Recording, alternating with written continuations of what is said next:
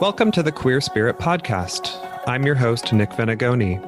Here we have conversations with artists, healers, and activists who enliven the LGBTQ communities and who empower our queer spirits to flourish. Today, my guest is Gregory Foster. Hailing from Montreal, Canada, Gregory is a queer artist, publisher, and healer. He has blended his interests in art, sexuality, and spirituality into a self-published magazine called The Holy Male, which showcases the work of queer, gay, bi, and trans male-identified people into the quarterly publication. Today, Gregory shares with us about the creation of The Holy Male and the importance of exploring queer male spirituality. We also talk about how sexuality is a powerful path to deepening the queer spiritual experience. To find Gregory and The Holy Male magazine, visit theholymale.com. Hi, Gregory. Welcome to the show. Hi, thanks for having me. So, Gregory, one of the first ways that I first discovered you was the magazine that you created called The Holy Male. And I wonder if you could share with us what inspired you to first create the magazine.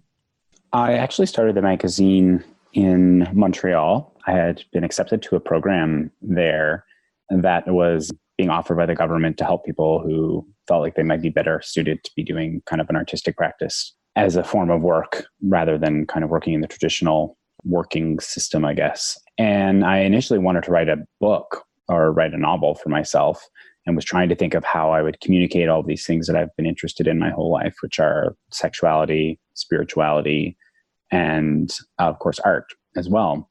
They've kind of been the three driving forces in my life, like my whole life. So the book eventually just became too much of a monster and too big for me to kind of whittle all that stuff down. And I realized that what I had always been more interested in was also kind of what I was kind of interested in communicating with the book was, you know, how gay men, queer men, spirituality is different from maybe other people's and how I could help kind of communicate what I've learned and these kinds of things in the book. And I just realized that it would be even easier to do this kind of in a zine format or in a smaller magazine where I could kind of curate other people's work who are already kind of exploring these ideas on their own. And it would kind of take a bit of the pressure off of me from having to kind of bring all of that information into one place from one perspective. The name actually comes from, it was an essay by James Broughton where I read that he just used the word the Holy Male at some point in it. And I thought that's so good. And I wonder if he even thought that it sounded like the Holy Grail. And I just thought it was such a great play on words. And so initially I just started it to find out how I could communicate what I thought was kind of an unspoken thing. At that time, I didn't really even know much about James Broughton and the radical fairies and kind of the gay spirituality was as much a thing as, you know, it is. So I was really happy to find a new way to kind of bring that to people in this kind of format. And what can people find in the magazine?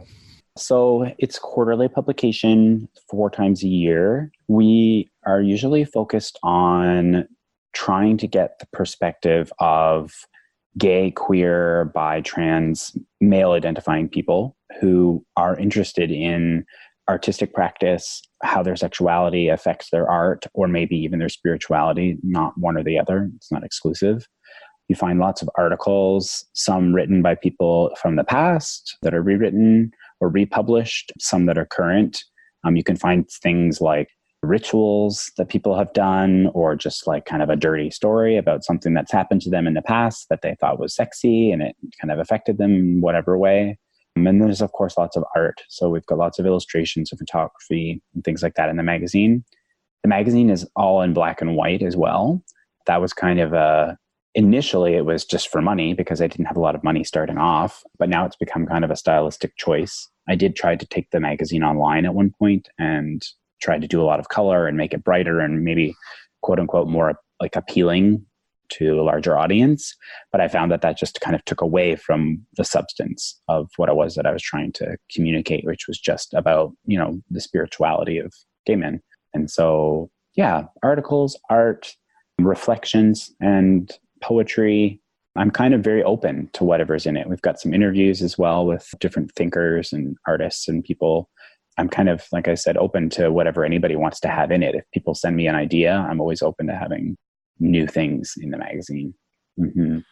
So going back to your origin a little bit more and your all of these different interests, what has been the path of your spiritual exploration as a queer man? I mean, I think I grew up in a very religious home, and we went to church like every week, twice. I would go actually 3 times for a little while. The youth group on Friday nights, church twice on Sundays, morning and then evening service. My parents couldn't really make up their mind what church they liked. So I think we were Baptist for a while, and then we were Pentecost for a while, and then we were non-denominational for a while. And so I was kind of in that world of spirituality, and I really enjoyed my connection with God and with the divine. But of course, as I started discovering that I was gay and that there was something different about me, that obviously came into conflict with all of that. And so I started feeling like there wasn't as much of a place for me. And of course, I was being told that everything about me was wrong. And so my relationship with God and my spirituality suffered from that. And so I started exploring, obviously, the things most people do. I mean, I was initially attracted to like witchcraft from watching, The Craft and like any movie where someone did a spell, of course. And I thought that that was very exciting. But, I started reading about those things and then actually found quite a lot of beauty and a lot of truth in paganism and witchcraft, but then also was exploring Buddhism and some Hindu philosophy and things like that. I kind of dipped my toes in a lot of different things when I was younger. And as I got older, it ended up becoming a bit more of a smorgasbord of, different things that kind of made sense to me. And even now I still feel like it's kind of changing. But I think the root was my connection to God and feeling this sort of devotional. I loved singing at church and being connected to the divine in this sort of worshiping way, but it quickly became clear that it wasn't going to work if it was directed at this one being who didn't necessarily even like that I was gay or that there was something different about me. Yeah. It's interesting hearing your story because it's very similar to mine. I grew up Catholic and also sang in church and felt very connected to God and spirituality in that way. But then as I got older, even though in my particular church, I didn't have any overt messages that homosexuality was bad and wrong. There are still the broader messages from the Catholic Church and other Christian faiths, and also the world at large, that it's not okay for you to be the way that you are here. And so I also began to explore different religions and spirituality and spiritual practices. And then I also found that in addition to music, the other connection that I had was with nature, which was also why I was attracted to paganism and witchcraft and those earth-based traditions that really focus on connecting with the spirituality of the earth. And I think it's unfortunate that a lot of queer people who may grow up with similar experiences feeling a connection with God or spirit, but then being told that it's not okay for them to be who they are and they feel like they have to completely let that go. So I think it's great that there are other practices out there and groups. And I also am hoping that your magazine is inspiring people to find that as a resource again. Yeah, definitely. I mean, I can relate as well to the nature aspect. I grew up in like rural New Brunswick in the east coast of Canada, and we were in the woods. And so also for me, spending time outdoors in nature, it was the only time I could really be alone and get away from my family, was to kind of go hide in the woods. But it was also a place that I felt connected. And with the magazine, I mean, I think there just hasn't been an approachable place for maybe a younger generation who are kind of interested in these topics. I know of a few different magazines that have existed, like the White Crane Journal, for instance, which was a great publication and still is. But I find that sometimes people are hesitant to engage with it because they don't feel they can see themselves represented in it, especially younger people. And so my whole goal with this magazine too is to just make it, quote unquote, hip in a way that felt like it was accessible and that it was edgy and a little bit more easily to connect with, I think. So you're specifically wanting to draw in younger people who may feel disconnected from spirituality. Yes, I think so. And I think one of the main things that I wanted to do with the magazine as well was to make sure that it had both. The art wasn't entirely focused only on spirituality, but that you could read an article that had that kind of, questioning, or someone would be able to express an experience that they'd had at like a tantra retreat or something. But then you could turn the page and there'd be a beautiful image of a guy like, having, a sexual experience with someone that might be considered graphic or like, whatever. So I really wanted to make sure that you felt like you weren't being preached to, but that you were kind of like, oh, spirituality and me considering where my heart is and what that means to me is just as important to me as like kind of just catching up with what's hip and cool and what's happening right now. It doesn't have to be this kind of separate entity that I need to like go and like sit in a monastery or be alone in my room and have this experience of spirituality completely removed from the outside world. I wanted to make it totally common in a way. Yeah, it's interesting that you're bringing this up because this has come up recently a few times with other guests, this idea of bringing spirituality or the mystery of spirit into everyday life and not feeling like it has to be separate. Mm-hmm. I think that comes up also a lot with people around sexuality, and that's also something else that you've talked about and you bring in the magazine. And I wonder if you could share more about your reasoning and experience behind that. With my own sexuality? Well, just bringing in sexuality and spirituality together and your own experiences of that and the way you're trying to reflect that in the magazine. Right. Yeah. So, I mean, because of the two of the things I said, I've said three, I guess, spirit, sex, and art. These are the three kind of driving forces in my entire life, or up until now. And so as a young person, my sexuality was, a huge part of my life, but so was my spiritual life. And so I felt drawn to exploring, all these very spiritual kind of practices, but I was also at the same time being simultaneously, for whatever reason, drawn to sex work and to my sexuality and exploring how I could access those things and find a kind of healing within them. I remember watching a lot of movies about sex workers and things in the 90s. I don't know why they were so popular, but there was a lot of them. And I read a couple memoirs and things that you wouldn't imagine that someone who's in high school would be reading and thinking, oh, maybe I'd be interested in exploring this. But there's always been an aspect to my myth, if you will, like my hero's journey, I guess, of wanting to kind of go to a dark place simply to be able to explore it and then to come back from it and say that, it's not necessarily that scary. So sex work ended up being a part of that. And so when I first really kind of mixed the two, I would say was when I was 18 and moved to Montreal.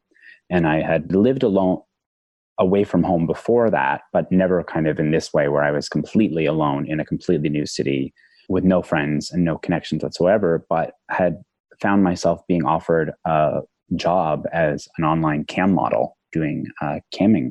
And so I instantly found myself kind of still practicing, meditation and being interested in all these things, but then also being offered this opportunity to kind of enter this world that seemed very mysterious and very interesting to me. And also, promised a certain lifestyle that I had never been able to have, which was one with money. I didn't come from a home with a ton of money. I would never lacked very much at all. But, as an 18-year-old, I kind of was battling these two ideals, which was this one part of me that wanted to move to the woods and be a monk, and the other part that wanted to be like, Courtney Love for whatever reason, and like thought that being a sex worker and doing all these kinds of things would lead to some sort of fame or, like an experience of being interesting. So after a while, that kind of faded. Getting a new cool haircut and buying a chihuahua wasn't going to necessarily make me a better person. And, the spirituality stuff kind of faded a little bit for me. And I lost a bit of the traction, and it has taken a while to kind of get it back. Yeah. Do you mind sharing how you found your way back? No, of course. It took me quite a while. I had quite a few ups and downs in terms of substance abuse, and shame was a huge part of it. I think that I lost myself, because alcohol was a huge part of taking me away from the kind of sense of connection that I had with the divinity, with the divine. When I left to go to Montreal, I was very positive and excited and sure of myself. And I think drinking and doing drugs and partying and trying to maintain that connection with this inner self and this inner sense of faith and trust with God started to dissolve because life became a little bit more complicated. I mean, as it does, for any young person, in your early 20s, I was disillusioned a little bit about how easy life would be. And so I think I lost faith in God. I thought, well, you're not helping me here. Why isn't this working out for me? I'm trusting you. And I think that I'm making the right choices and they're not really leading me anywhere good. And it took a long time for me to recalibrate. And there were lots of ups and downs and weeks and months where I would feel great and not feel great. Over time, I think I started to let go of the need to make sense of it all and to have it be right.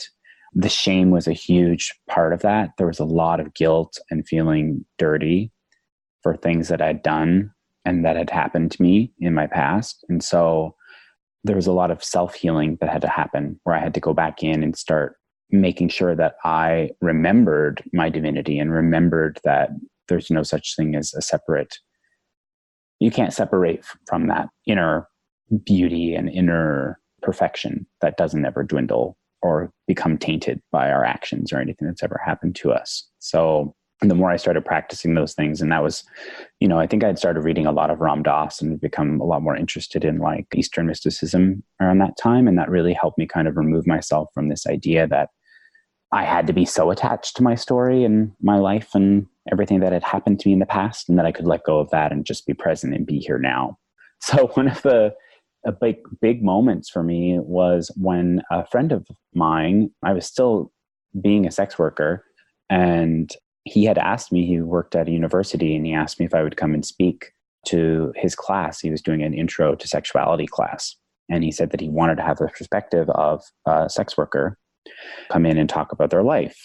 And so I said yes and did that, when it was so cathartic for me, because it was one of the very first times that I had made an entire presentation with like photos of myself from my childhood and of my family, and told my entire story in great detail and shared it with a room. And, there was lots of laughter and you could tell people were emotional. And I just felt like I really got to kind of see the thread of the story of my life and what had happened to me and why I had arrived where I was.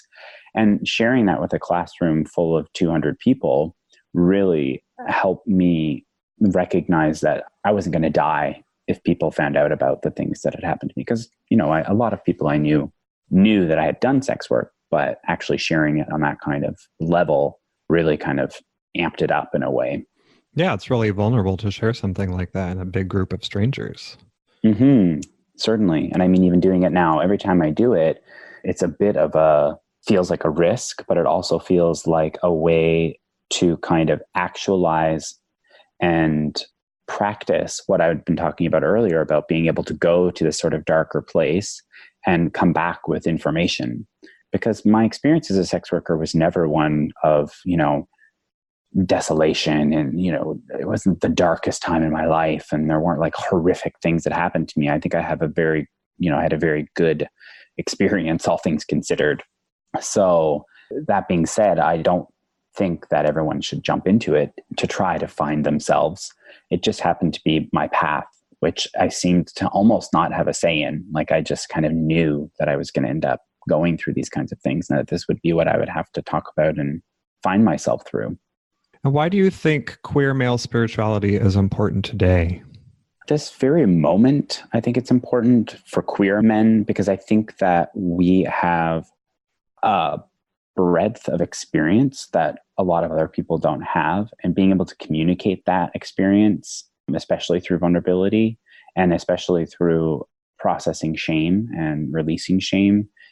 We have so many gifts that we're able to give people through our ability to be honest with each other about what's happened to us and what we really feel.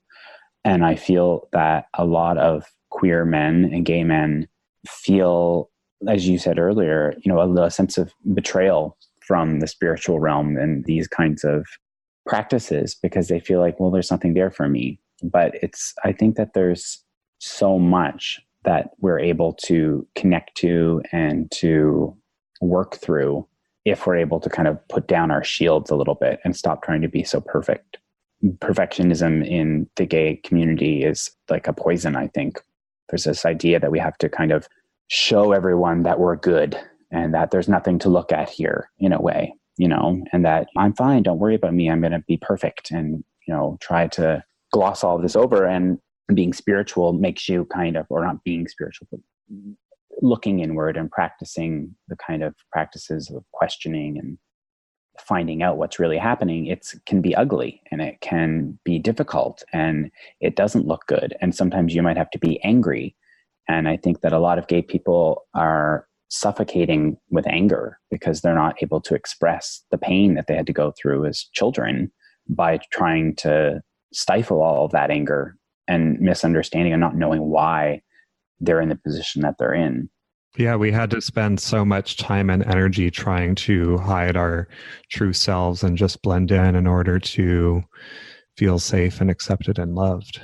Exactly. And that's where that poison comes from. And I think that a lot of us don't want to look at that because it's just far too scary. And, it's not a lie that it is scary and it is incredibly painful. And I think that's a misconception that a lot of people have, is that being spiritual or kind of considering these things makes you kind of flighty and airy, and like that you're just kind of, you're just going to be sitting on a cloud of bliss doing yoga or whatever. And it's like, it is freaking hard work. It's not easy. It's difficult and it's painful. And it's also incredibly rewarding when you feel, the things that, the tiny little minuscule changes, when you just notice that, today I don't feel as bad as I did yesterday. Or, when you do feel really bad, then it doesn't hit you quite as deeply and as hard as if you weren't already kind of looking at it. So when I'm practicing these things and taking the time to be connecting with myself through journaling or meditation or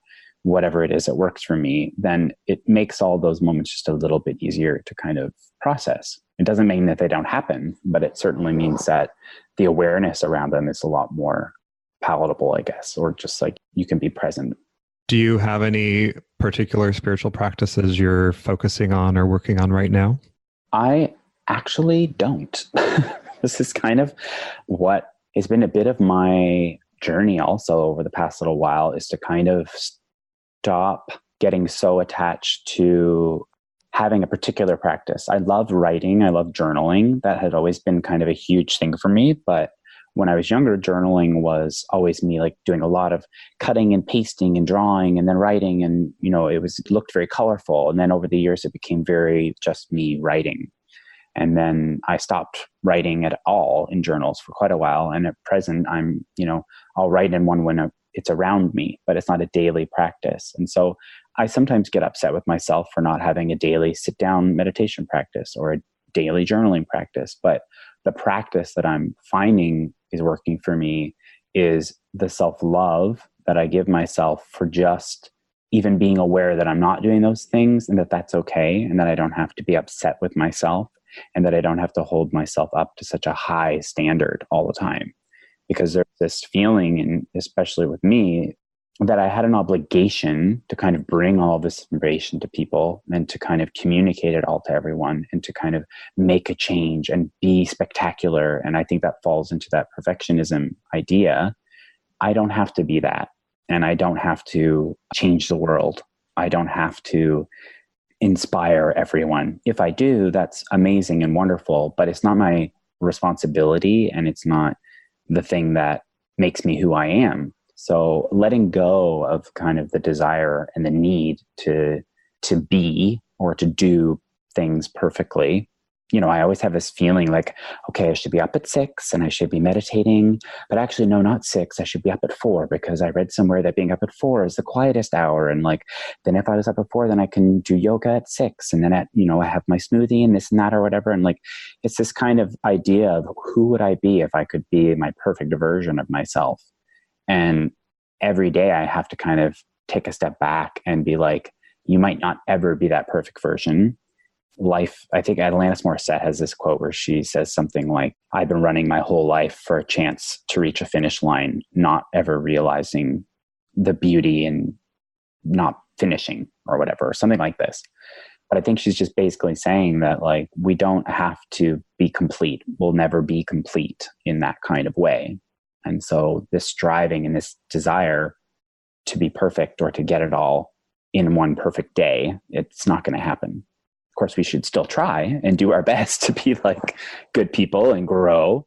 But it's just this idea that there's a finish line and that we're all just going to get it someday and be there. I want to let go of that. That's my daily practice. Yeah, I think that our modern world, even in academia and in career spaces, that we focus so much on achievement as opposed to just exploring the journey and being with what is. Again, with the be here now. Thank you, Ram Dass. Yes. Oh, thank you, Ram Dass. Always.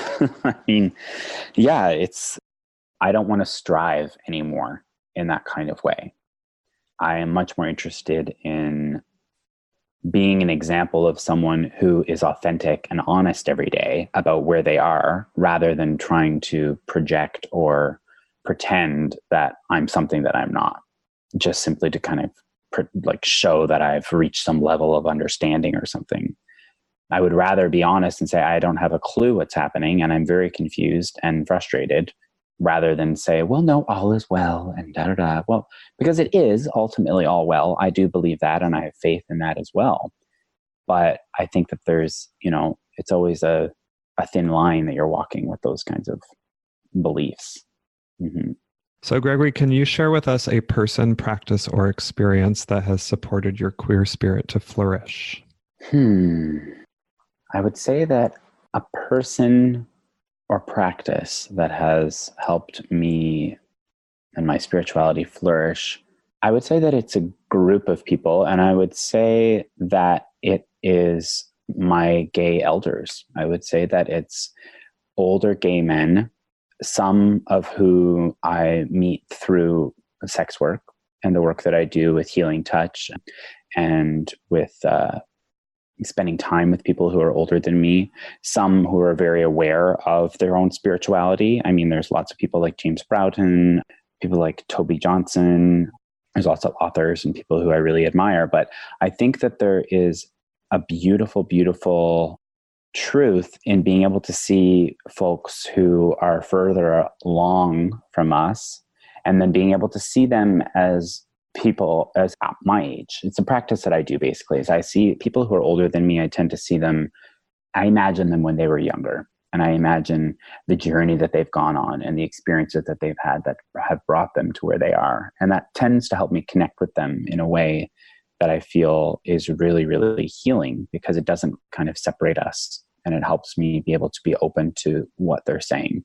I don't think every single person who's a bit older than me has all the wisdom in the world, but I do believe that we have a lot to learn from our gay elders, especially our gay elders who are interested in spirituality and magic and healing and tantra and, any kind of practice that's opening us. There is a lot of juice there that I think a lot of younger gay people are not as open to exploring for God knows what reason. I think people are scared of getting old, or people are scared of people being predatory, or that they're going to want something from them. But there's so many older gay men who are genuinely there because they just want to share, love and information and tenderness and communicate lessons that I think are very, very invaluable to us. So I would say that the practice in people is, kind of being open to listening to people who are a bit older than me, who might have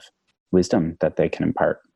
So in closing, how can people find you and find the magazine? So at present, I've got a website up called theholymail.com. So you can go there and find out more about the magazine. The click through, there is a shop on the Holy Mail, but it takes you to my other business, which is folkandfoster.com. So you can go to either of those to find and purchase the magazine. There's back issues available right now. And issue 5 just came out, but by the time this airs, I think that issue 6 will be coming out shortly after. And you can also just follow me on Instagram if you want to follow me there. I like social media. I'm not against it. I love it, actually. So that's just Gregory Foster with an underscore on it, or the Holy Mail on Instagram as well. So you can find me on either of those places. Okay. Well, thank you for being here and sharing more about the Holy Mail. Awesome. Thank you so much. I really appreciated it. Registration is now open for my new online course, Reclaim the Power of You. If you're a queer-identified person who has struggled with old stories that say you are not good enough, not worthy, or broken, then this course is for you. Reclaim the Power of You is a course to help you transform your relationship to yourself and others. Together in queer community, you will learn and experience practices of guided meditation and inner journeying to ignite transformation and personal healing. These potent practices of empowerment are quick and effective ways for you to gain clarity and insight, initiating deep healing mentally, emotionally, and spiritually. I have taught this course many times in person, but this is the first time I'm offering it online. The course begins on Saturday, October 5th, and is limited to just 10 students. Head over to queerhealingjourneys.com/reclaim for details and registration. That's queerhealingjourneys.com/reclaim. Registration closes on Tuesday, October 1st, so grab your spot now. I look forward to guiding you on your journey to reclaim the power of you. To find the resources we discussed today, find the show notes at thequeerspirit.com. And if you enjoyed the show, remember to subscribe, rate, and review on iTunes. This will help us reach and support more queer people all over. Thanks for listening, and see you next time.